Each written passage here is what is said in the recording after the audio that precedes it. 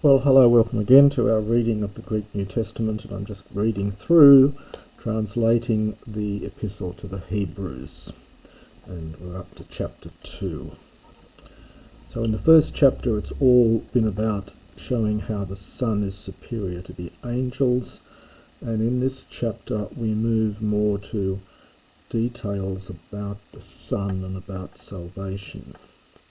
Diatouto dei perisoteros prosekain hemas tois acus thesin, me poti par aruomen, and that's a full stop there, so I'll stop there. So for this reason, on account of this day, it is necessary, and it takes an infinitive, and we have an adverb here as well, perisoteros, meaning exceedingly.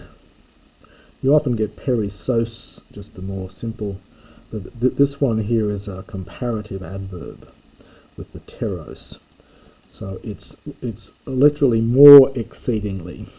So it's a very strong comparison here. So on account of this, it is necessary, even more exceedingly, pros ekain, for us, pros ekain, to hold on to, and it's taking a dative here, tois acus thesin.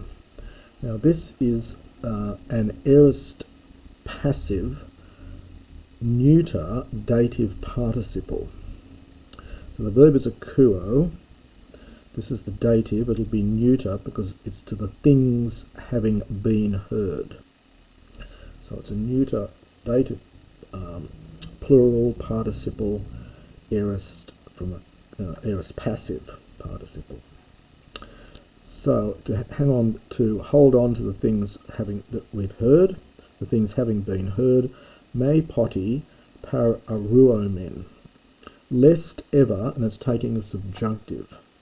Now this is from para plus ruo, and that's another form, a sort of perhaps later form, an alternate form of para reo. Reo is to flow. So para reo has the sense of just sort of flowing along, perhaps drifting along, might get the sense of it, and this is a subjunctive. So lest ever we drift along, or we might drift along. Ega ho di angelon lelethes logos egeneto bebaios kai pasa parabasis kai parakoe elaben endikon mistapodosian pos hemas ek fuxometha telikautes amelesantes soterias hatis arcane labusa lalestai dia tu kuriu hupaton accusanton es hemas ebebai othe sun epimaturuntos tu theou semeois tekai terasin kai poikilais dunamesin kai pneumatos hagiou merismois kata ten autu thelesin. That's a question. So it's a long little passage, this bit. So for if, now the subject is, the hot goes with the logos, and we have a passive, aorist passive participle here.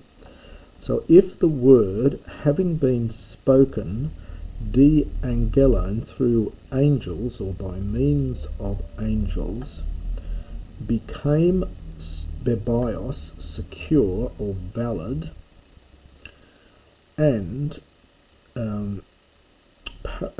pasa parabasis. Parabasis is an abstract noun, third declension feminine. It's connected with parabino, is the verb to transgress, literally to walk beyond where you're supposed to go, and hence transgress, which is just the Latin form, and that this is the abstract noun.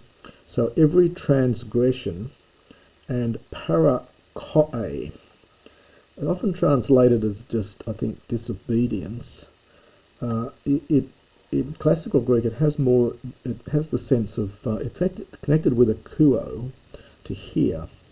So it's got the sense of, just as parabasis means to walk beyond where you should go and hence transgress, this has the sense of to be unwilling to hear. So it's to hear, well, the sense of the force of the para is difficult here, but perhaps in the sense of being unwilling to hear.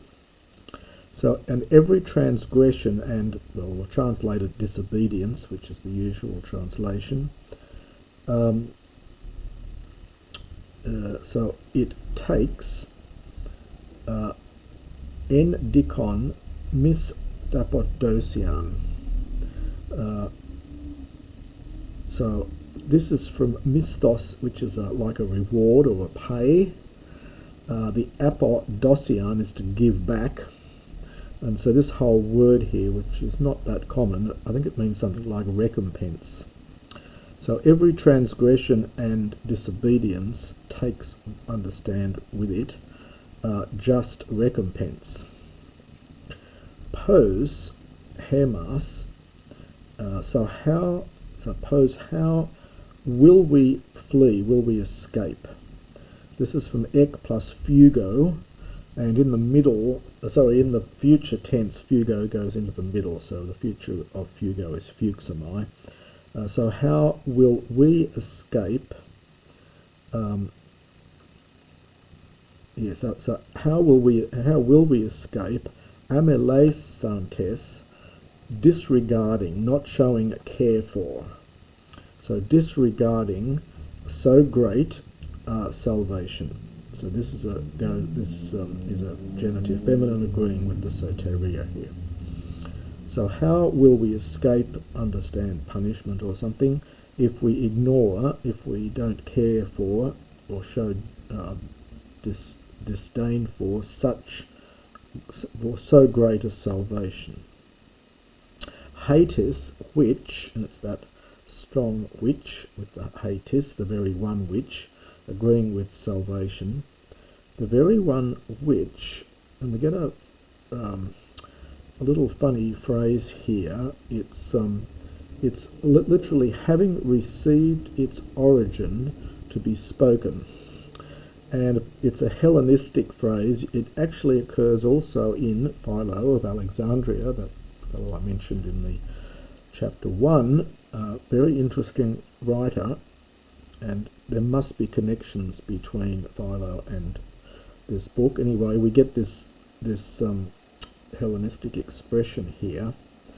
It really means having first been spoken. So it's taking its beginning at speaking. So having first been spoken through the Lord by those having heard. So it's so the salvation which, having first been spoken through the Lord by those hearing, by othe, it has been made secure as hemas to us. So this here is this is from bebai o'o is the verb, and this is the aorist passive here. So it's got an augment. This looks like a reduplication, but bebai o'o is the verb. It's what's grammarians call a reduplicated present. It's the verb itself, bebai o'o, and there's the augment and there's the ending. So it is just a aorist passive. So putting that together again, so the salvation, the very one which, having first been spoken through the Lord, has been made secure for us by those who heard it. Sun epi marturuntos, this is sun plus epi plus marturio, and we get a genitive absolute here. So it's God bearing witness together with, almost by means of, so God bears witness to this with, and we're getting a dative here after the sun, with signs, tekai terasin, and portents, signs and wonders. This is dative plural from teras, it's a third declension noun. So with signs and portents, signs and wonders, and by the way, notice we're getting this nice use of te here, rather than just lots of kais. So both by signs and by wonders, and poikilais dunamesin, from dunamis, all sorts of various kinds of mighty acts, and another kai, and again we need a dative here, and so we get the meres mois, literally by the distributions, plural, of Holy Spirit, no article notice. So by the distribution, we'd say in English, but the Greek's got plural, of the Holy Spirit. Kata ten autu theleisen, according to his will, the will of him. You get thelo, of course. This is a third declension abstract noun. Interestingly, it's only here in the New Testament. It's a perfectly good classical word, thelesis, but only here in the New Testament. Verse 5, Uga angelois hup etaxen tein oikumenein tein melusan perihes lelumen. For, now the subject of this must be God. It's from hupatasso, to subject.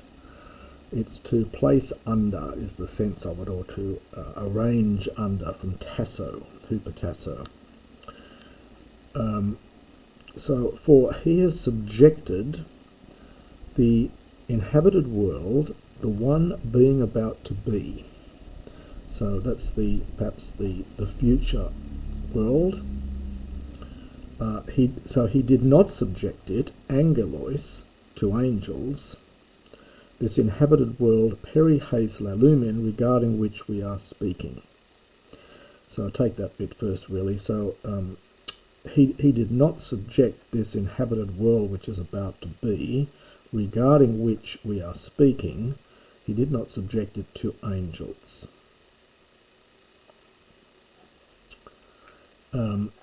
Diematurato deputis legon, and we then get a quotation, and the quotation here is from Psalm 8, verses 5 to 7, and it is exactly word for word from the Septuagint. Now, by the way, just in terms of the grammar here, the accents, you'll notice here we get tis without an accent, that's the indefinite tis, and it's enclitic. So it puts its accent back on the previous word, pu, but that one also is enclitic. So normally, if this wasn't there, this would have no accent. It puts its accent back on the previous word, and so we get the accent there. So we're getting a sort of collision of accents here. The accent from tis goes on to there, the accent from there goes on to there. So this is the indefinite pu, somewhere.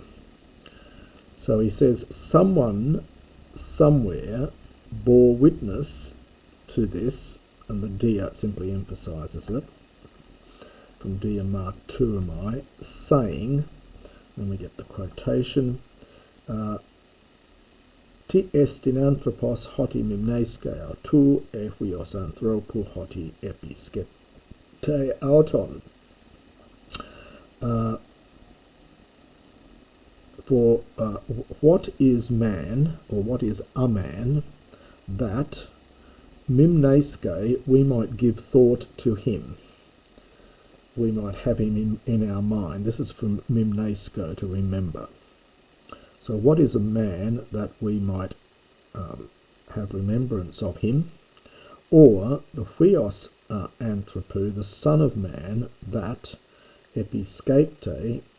Now episkeptomai normally means to visit. We get the word bishop is a corruption of this.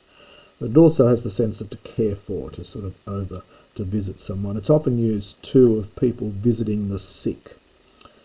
So it has that sense of care for in the Septuagint. So what is a man this is second person, that you might think of him. This is second person middle. So what is a man that you might think of him, or the son of man that you might care for him? Another second person from skeptomai, it's middle. Now again, it's interesting that the term the Son of Man is a very mountains of stuff written on this, of course. The term turns up, I think, first in the book of Daniel, but it is in fact quite well. It's more common in some of the later pseudepigraphal works. For example, first book of Esdras. I think this term reappears, and it then comes into late Jewish thought, and it comes into Christianity, of course. Or the Son of Man, that you might give thought to him. Eilatosas auton braku ti par angelus doxe kai time es Stephanosos auton panta taxas hupacato ton podon autu. Now this is from a verb elatao.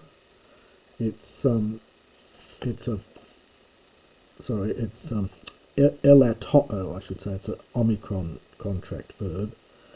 It's only here in this book in the New Testament. I think it's once in John. It's very, very common in the Septuagint, and it is a classical word. You get elatone, lesser, and this verb is formed from that, I think. So it's elatoo, to bring low or to humble, to make humble. So you have made him humble. Brakuti, just a little bit short compared with the angels. So that's what it is literally. You have brought him low, a little bit short compared with the angels. So yes, you have done that. And then there's no connective here, you have crowned him, from Stephanoo, you have crowned him with glory and honour. Hypotaxas, having subjected all things under his feet. So there's that verb again we had before, hypotasso, to subject. And we're going to see it, I think, in the next verse. He picks up that. We get hypotaxi, and then we're going to get an hypotacton. So he cleverly, and also there's more, and we get hypotatagmena. So he picks up this hypotasso verb and then uses the various forms of it here. So in verse 8, 4, we get ento plus infinitive. So it's while he subjected, it's an aorist infinitive. So for when he subjected panta, all things, and then in brackets auto, to him, afhaken, he left uden, nothing. Now here we get the hypotacton. It's an adjective now formed from hypotasso, and we get the alpha nu as a negation, so unsubjected, so not subject, auto, to him. So just to put that together there, so for when he subjected all things, if you want to take the auto, to him, he left nothing not subject to him. Nun de upo horomen auto to panta hypotitagmena. And now we see, now we do not yet see all things, and we get a participle here, perfect passive participle from the same verb, hypotasso, having been made subject to him. So we don't now see all things having been made subject to him. Ton de braku ti parangelus elatomenon blepomen yeson dia to pathema to thanatu doxe kaitime estaphenomenon hopos karati theou hupepantos gusetai thanatu. But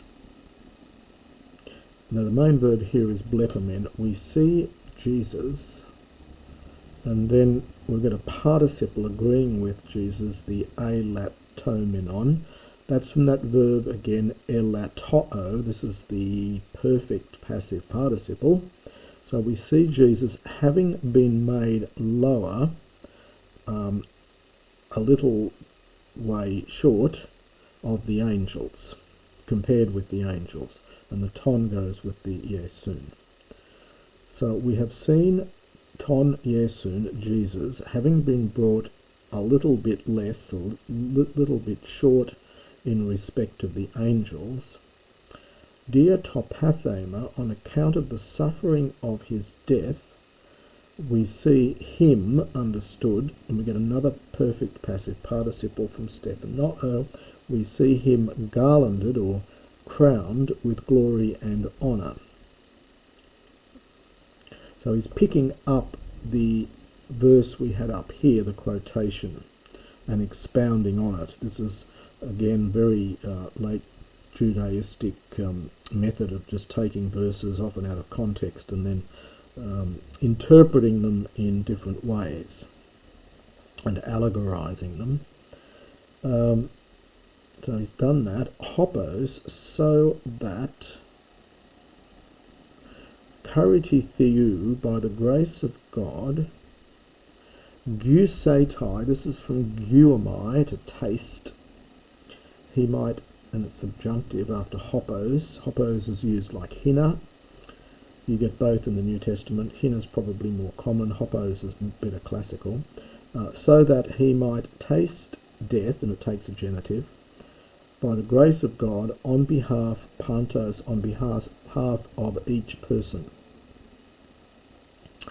And I might just leave that there, and we'll finish off chapter 2 in the next recording.